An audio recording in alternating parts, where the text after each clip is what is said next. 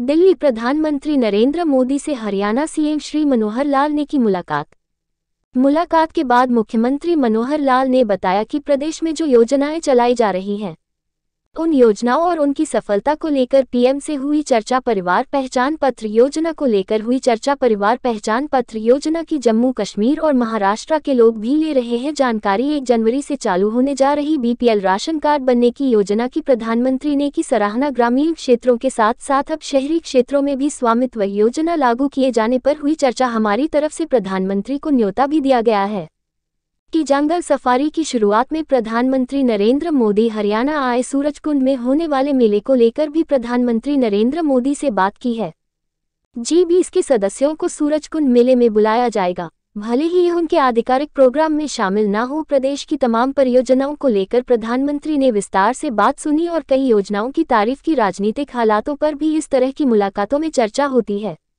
राहुल गांधी की भारत जोड़ो यात्रा का हरियाणा में कोई असर नहीं, ये लोग अपने लोगों को जोड़ ले वही काफी है। राष्ट्रीय स्तर के नेता आए हैं हरियाणा में लेकिन उतना असर नजर नहीं आता।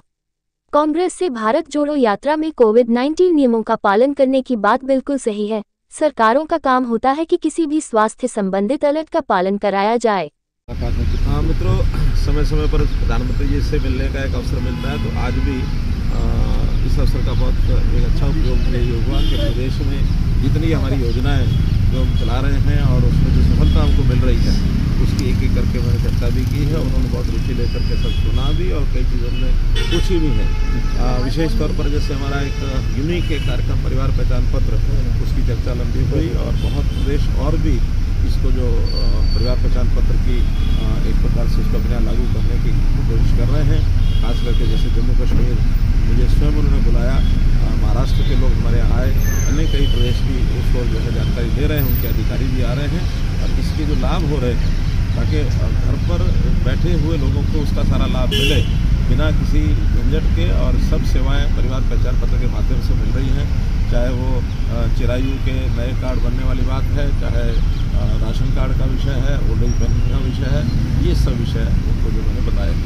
इसी प्रकार से हमने बीपीएल का जो राशन कार्ड बनने की प्रक्रिया अपने आप 1 जनवरी से जो हमारी चालू हो रही है, 2 जिलों में हमारा प्रयोग हो चुका है और इसकी भी लिमिट हमने जो 1,80,000 कर दी है, इसको भी उन्होंने बहुत सराहा है।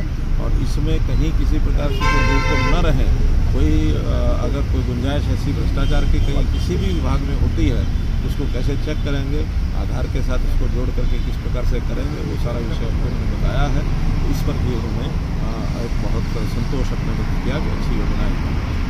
स्वामित्व योजना जैसा हमने ग्रामीण क्षेत्र के अंदर तो पहले जानकारी प्रधानमंत्री को दे दी थी, लेकिन शहरी क्षेत्र में भी हमने स्वामित्व योजना चालू की है। इस पर भी उन्होंने कई प्रश्न किए और पूछा कि किस प्रकार से इसको लागू करेंगे, वो सारा भी उनको मैंने बताया है।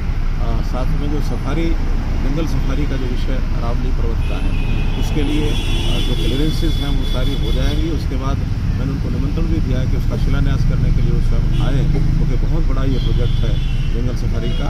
और इसके लिए भी उन्होंने कहा कि उन्होंने साथ में ये भी कहा कि घने जंगल ऑक्सीजन की जो कमी है उसको कैसे पूर्ति हो, इस घने जंगलों को भी बढ़ाया जाए। और जापान की टेक्नोलॉजी एक बताई है उन्होंने, इसका हम थोड़ा सा पहले से भी किया है। ये जंगलों को ऑक्सीजन प्रदूषित जो पेड़ हैं उनको कैसे बढ़ाया जाए, उनसे सुझाव भी दिया गया है। साथ में जो सूरजकुंड में 3 फरवरी को मेला शुरू हो रहा आर्ट एंड क्राफ्ट मेला, इस पर भी मैंने निमंत्रण दिया कि उसके उद्घाटन के अवसर पर वो स्वयं आएँ, क्योंकि हम हर वर्ष किसी एक देश को बाद में कंट्री बनाते हैं, किसी एक प्रदेश को उसका थीम के रूप में, जैसे इस बार नॉर्थ ईस्ट के प्रदेशों को हमने इसमें बुलाया है। और G20 के देशों के लोग भी जो यहाँ आए हुए होंगे, हालांकि उनका कोई प्रोग्राम उस लिस्ट में तो नहीं है, लेकिन फिर भी हम उनको निमंत्रण देंगे ताकि अलग अलग दिनों में 15-16 दिन का जो कार्यक्रम है वहाँ के लोग आकर के उसका आनंद लें। उसका भी निमंत्रण मैंने दिया कि 3 फरवरी को वो आ जाएंगे। उनकी ओर से अभी कोई इसके ऊपर प्रतिक्रिया व्यक्त नहीं की गई है, लेकिन मैं कोशिश करूँगा कि 3 फरवरी के लिए फिर से एक बार बात करके उनको यहाँ लाया जाए। और खासतौर से हरियाणा में जो समय बिताएंगे, क्या उनको मोबिलाइज होने का, इकट्ठा होने का मौका मिल रहा है कांग्रेस को? देखिए, ये उनका एक पॉलिटिकल कार्यक्रम है और पॉलिटिकल कार्यक्रम हर पार्टी अपना करती रहती है। उन्होंने भी यात्रा निकाली है, यात्रा निकालेंगे, बाकी लोग भी अपने कार्यक्रम करेंगे। तो जब चुनाव सामने आते हैं तो उस समय सब अपनी पार्टियाँ काम करती हैं, लेकिन जनता किसको स्वीकार करती है प्रश्न ये होता है। जनता में कहीं किसी प्रकार का इस यात्रा को लेकर के कोई उत्साह नहीं है और बहुत सामान्य तरीके से जैसे चलती है वैसे एक यात्रा ये चली है। कोई राष्ट्रीय लेवल के इतने बड़े नेता के इस यात्रा का जितना प्रभाव होना चाहिए वैसा हमको कहीं नहीं दिख रहा है। और कांग्रेस जिस प्रकार से उनका अपना घर टूटा फूटा है, उस टूटे फूटे घर को ध्यान में रखें तो भारत जोड़ने की बात चला रहे हैं, तो भारत जोड़ने का काम खतरा आएगा भारत को। कोई भारत को खतरा नहीं है, कोई हरियाणा को खतरा नहीं है। अगर खतरा तो कांग्रेस पार्टी को है, तो उस कांग्रेस पार्टी अपने आप को कैसे बचा सकती है, ये चिंता उनकी होनी चाहिए। बचा पाएंगे अच्छा है, नहीं बचा पाएंगे तो उनका घर है, जैसा मर्जी चले। स्वास्थ्य मंत्रालय ने कोरोना को लेकर कहा है कि राहुल गांधी अपनी यात्रा रोके। कांग्रेस कह रही है कि जानबूझ के कोरोना का डर फैलाया जा रहा है। देखिए, जब कभी हमने कोविड के समय शुरुआत जब पहले चरण में हुई थी, उस समय जो प्रारंभिक चरणों में हमने इंतजाम किए थे तो उस समय ये कहते थे कि कोविड के बारे में सचेत नहीं है, कोविड के बारे में इंतजाम नहीं करते हैं, कोविड के बारे में ये नहीं करते हैं। एक वो काल था। एक आज ये काल है कि अगर दोबारा से देश में नहीं दुनिया में भी दोबारा से कोविड कहीं ना आ जाए, ये चिंता सबको है। और अगर ये चिंता व्यक्त करते हुए देश के प्रधानमंत्री जी ने सब लोगों को बुला करके और आगे से सचेत होने की बात कही है, और उनको अगर कहा भी है तो एक प्रकार का उनको एक सचेत करने के लिए कहा गया है।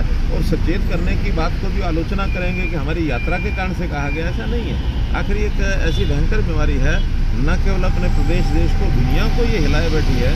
तो सचेत करने के लिए इतनी बड़ी भारी संख्या में वो करते हैं, तो इसका कभी ना कभी कोई बात अगर दुष्प्रभाव हो गया तो मुश्किल ना हो जाए। हमने कोई यात्रा उनकी रोकी नहीं है, लेकिन उनको सचेत करना ये प्रदेश की सरकार का एक काम होता है। हमने सचेत किया कि सावधान की बातें कर अच्छा। धन्यवाद। ये जो योजना हमने शुरू की है कि स्वास्थ्य जांच वर्ष में एक बार सभी नागरिकों की हो, इसके बारे में भी मैंने उनको बताया। मिलाकर प्रदेश की जो अन्य आर्थिक स्थिति के बारे में, हमारे एक्सपोर्ट के बारे में भी उन्होंने पूछा, तो हमारा एक्सपोर्ट पिछले 3 साल में डबल हुआ है। जो 1,15,000 करोड़ रुपया जो 2019-20 में था, अभी 21-22 का ये जो आंकड़ा है ये बढ़कर के और 2 लाख करोड़ के आसपास पहुंच गया है एक्सपोर्ट का। उसको और आगे बढ़ने के लिए भी योजनाएं जो कॉर्पोरेशन डिपार्टमेंट है, एक्सपोर्ट प्रमोशन काउंसिल है, ये हमने जो बनाया इसकी भी मैंने उनको जानकारी दी है। जीएसटी भी जो लगातार हमारा जो बढ़ रहा है, हमारा जीएसटी देश के टोटल जीएसटी में 6% है, जबकि आबादी हमारी 2% है। तो ऐसे बड़े राज्यों में सबसे ज़्यादा जीएसटी की जो शेयरिंग है और वो हमारे यहाँ से है। इस प्रकार से प्रदेश के विषयों में सामान्य जो जानकारियाँ दी हैं, और कुछ गपशप राजनीतिक जैसी होती है, स्वाभाविक है, वो आपको पता कि ज़रूर होती है, वो भी हमने की है। उस नाते से भी आगे की चुनाव की तैयारी के लिए उन्होंने मुझे बताया कि आगे चुनाव की तैयारी में बहुत सारी चीज़ें और आगे बढ़नी चाहिए। स्थानीय निकाय के चुनाव के बारे में, आदमपुर के चुनाव के बारे में, ये सब चर्चा है। ये मार्गदर्शन मिला सर। एक सवाल कहीं ना कहीं कैबिनेट को लेकर भी आपसे जरूर पूछा जाएगा। आज भी क्या कैबिनेट को लेकर भी क्या कोई ब्रीफ हुआ है, क्योंकि कई डिपार्टमेंट से मर्जर किए आप? ऐसे कोई विषय नहीं है, मर्जर हुए हैं, लेकिन वो तो सुविधा के नाते से कुछ सरकारी जो सिस्टम होता है उस सिस्टम को सुविधाजनक कैसे बनाया जाए, इसी के लिए मर्जर किए गए हैं। उसका कोई कैबिनेट के विस्तार या कैबिनेट के शब्द के बारे में कोई चर्चा नहीं है और न ही कोई ऐसा विषय। आगामी तैयारियां हम कैसे करेंगे अपने चुनाव की, क्योंकि अब 2 वर्ष से भी कम समय रह गए हैं। लोकसभा के चुनाव का तो मात्र 1 साल ही बचा है, तो इसलिए 1 साल लोकसभा और बाद में 1.5-2 साल विधानसभा। तो ये सारी चर्चा और सारी तैयारी हम पहले से कर रहे हैं और उनके मार्गदर्शन को बढ़िया करेंगे। फिर एक MBBS वाला था लंबे समय से, उसका भी आज सलूशन उन्होंने खत्म कर 7 हो गए हैं। क्या कहें? बहुत ये अच्छी बात है, संतोष की बात है कि जो प्रपोजल हमने उन MBBS के विद्यार्थियों के, रेजिडेंट डॉक्टर्स के सामने, PG के विद्यार्थियों के सामने जो रखे थे और उन्होंने उसको स्वीकार किया है। कुछ छूट हमने उसमें दी है, लेकिन अब जैसे ही नोटिफाई हुई है पॉलिसी, उसके बाद उनको उन्होंने स्वीकार की है। कुछ मांगे हैं उन विद्यार्थियों की, उसको भी सानुकूलपूर्वक स्वीकार करेंगे। जैसे कोई एग्ज़ाम की बात है, कोई उनके खिलाफ केसेस की बात है, तो इस प्रकार की जो कठिनाइयाँ इस बीच में आई हैं, ज़रूर सानुकूलपूर्वक विचार करके